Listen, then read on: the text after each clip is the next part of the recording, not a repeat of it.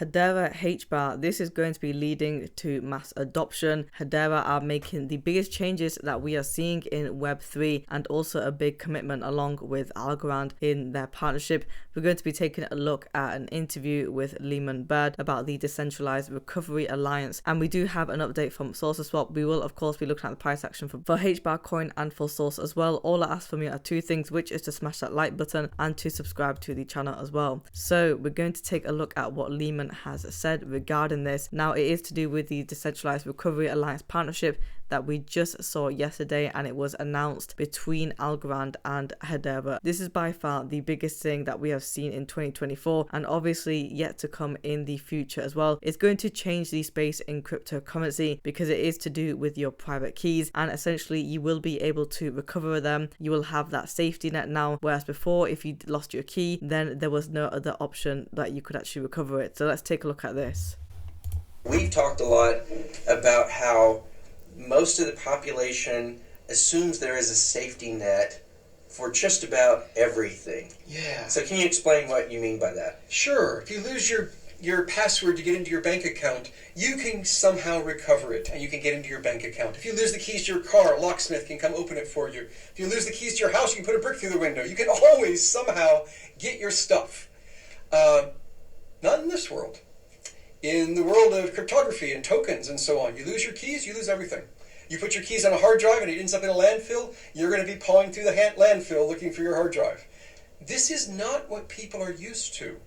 For enthusiasts, yeah, we all take this as our normal friction, we live with it, but what we really need is a world where there is always a safety net. If we want to go mainstream and have normal people holding tokens and doing transactions that involve these ledgers, we've got to have that. So decentralized recovery is what we've talked about a lot in other videos. The idea is that you have helpers that hold pieces of your secrets for you. And it's not just secrets for blockchains, it's secrets for passwords or secrets for your favorite recipe. Whatever your secrets are, you have to break them into pieces. Your helpers hold the pieces and your device talks to them every day and asks the other device, do you still have my secret? This is what we as an industry need to go mainstream. We've got to have the safety net for users.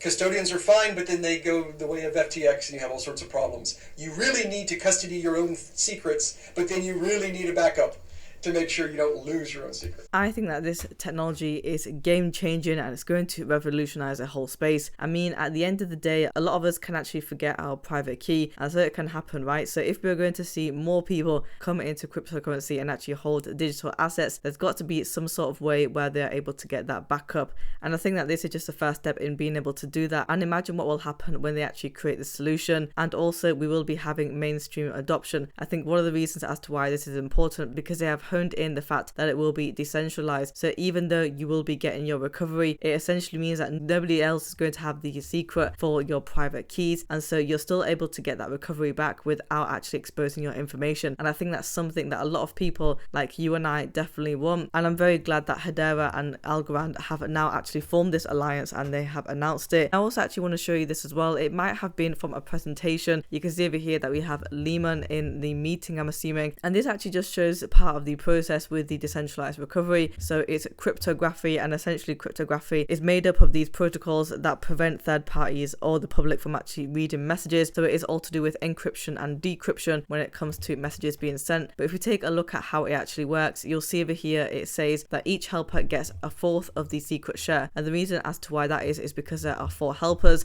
and so instead of each helper knowing the full secret, they only get a quarter of each other's secret, and then subtract helpers to others to get new shares. And so you can either decrease the amount of helpers that you want, or you can increase them, and once you increase or decrease, it will then change the proportion that they have of the secret. So let's say for example we get rid of one of the helpers, then the secret will then be updated and each of the helpers will now be having a third of that information of the secret rather than a quarter, and it verifies this information once a day that the helper is still holding that portion of the secret. Decentralized custody of course, and helper as a service. And I do think that this is absolutely fantastic technology. It does amaze me as to what we can actually do. and it also seems very durable as well, very practical use case. Now Saucerswap, and you can see over here it says that today's Bitcoin spot ETF approvals, along with the rapid growth of real world assets in DeFi and the increasing demand for scalable infrastructure for decentralized applications, mark an intriguing trend in this cycle. It's evident that institutions are not just warming up to Web3, but they're fully embracing it. The Hedera network is uniquely positioned as the ideal network for both institutions and individuals to develop and maintain decentralized apps in the emerging Web3 era, and as this landscape evolves, Saucerswap will continue to lead as the foremost decentralized permissionless trading protocol on Hedera, pooling on-chain liquidity to drive this growth. And as we know, we have seen Source token also increase to all-time highs recently, just around about a week or even a week and a half ago. They have been doing really well in terms of their numbers, and their total value locked, I think, is roughly around about $35 million last time that I checked, and it is also within the top 10 or top 20 in terms of the decentralized exchanges as well, so it's doing pretty well. But remember guys, that the real world asset tokenization, Hedera is able to do that, and we also have use cases, for example with Red Swan in terms of the real estate portfolio, and we're only going to be seeing an increase in terms of tokenization going forward as well. So much growth that we are having for Saucerswap and for Hedera. They're doing great numbers, and even with their volume for trading. So price action for Hbar coin, we are currently trading at 0.08468. We are down by 1.58% on the 1-day chart. For the volume, we are down by 35.91%, and we're trading at $81.8 million.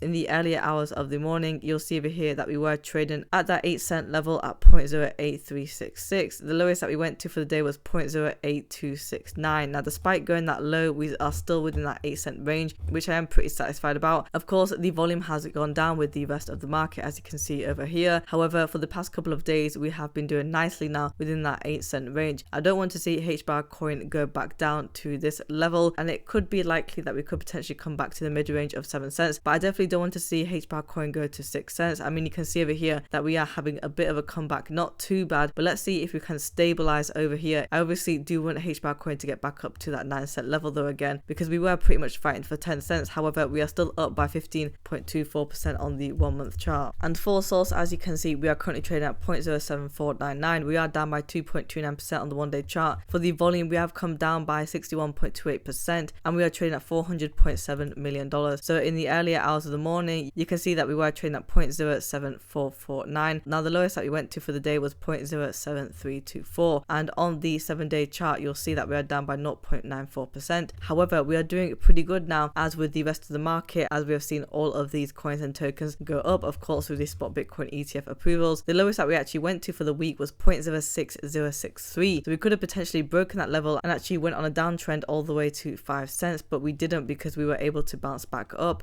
and now we are doing pretty nicely. I mean, on the 1-month chart, we are up by a whopping 141.89%, so really good performance for Source. And you actually see over here that the level that we are at right now is pretty good, considering the fact that we had that all-time high breakout just earlier on this year at that 7-cent level. And I do want to see Source be able to actually stay at this level, but if it can't, then possibly come back down to the mid-range of 6 cents or just 6 cents in general. I definitely don't want to see it come down to 3 cents, but we will monitor that and see where the performance is. Guys, if you want daily Hedera Hbar coin news, subscribe to the channel and like the video as well.